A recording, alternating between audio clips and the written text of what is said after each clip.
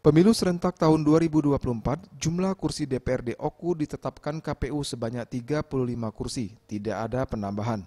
Hal ini ditetapkan merujuk dari jumlah penduduk Oku sebanyak 374.000 jiwa lebih.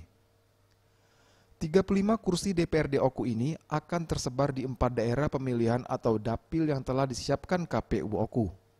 Berkaitan dengan penetapan dapil ini, sebelumnya Ketua KPU Oku Naning Wijaya menjelaskan pihaknya juga memiliki target sendiri mengenai partisipasi pemilih.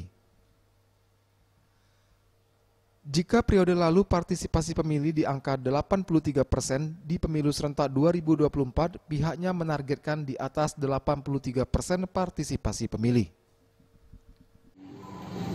Di Oku juga dan seluruh Indonesia sudah ditetapkan 4 dapil.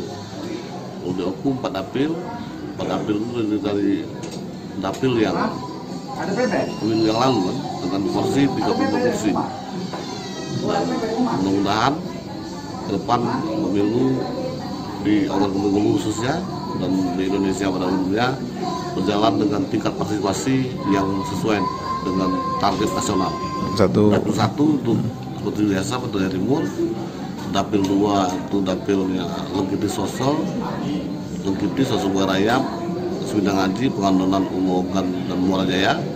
Dapil 3 Batu Raya Barat, Lubuk Batang, dan Lubuk Raja. Dapil 4 Peninjauan, KPR, dan Sinar Peninjauan.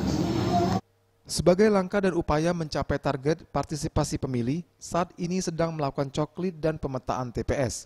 Melalui upaya ini, keberadaan TPS benar-benar memudahkan pemilih untuk datang ke TPS, menyalurkan hak suara dan jumlah pemilih di masing-masing TPS sesuai aturan tidak lebih dari 300 orang.